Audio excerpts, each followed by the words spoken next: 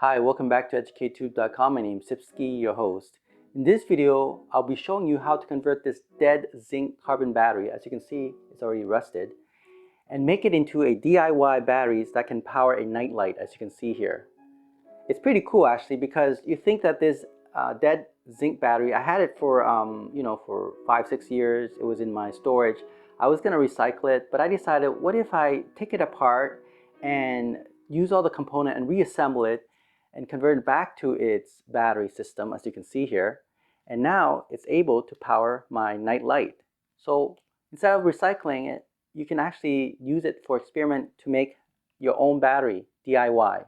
I'm going to show you right now how I did it. Let's get started.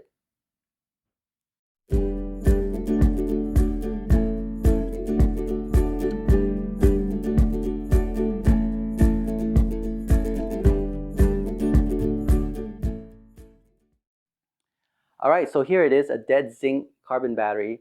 Now what I'm going to do is I will disassemble this battery. Currently, this battery has no voltage or very little. And so that means it's not going to power anything.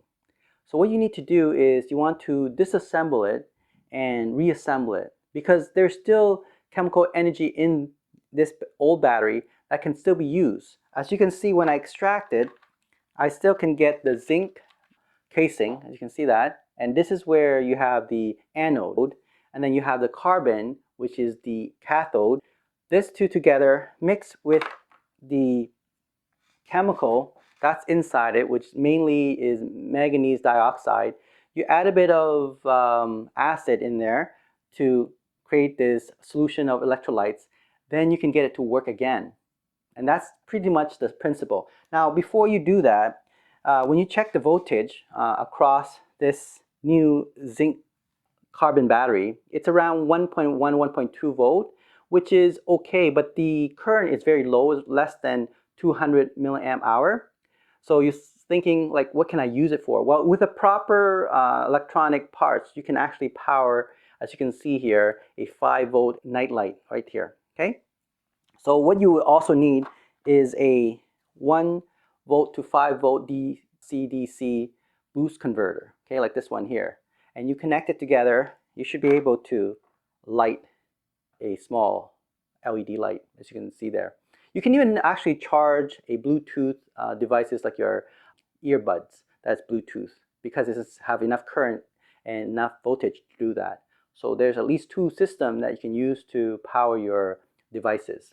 Okay, so let me show you right now how I did that. The first thing we want to do is to disassemble this dead batteries. I'm going to show you, a couple of them. I'll disassembled, and I'll show you a bunch of manganese dioxide I collected over time. As you can see here, I have plenty of supply. This is why I stopped recycling and actually start collecting these parts, because they are very useful for chemistry and physics and just generally science experiments. For those who are a science teacher, this is how you do it without spending a lot of money.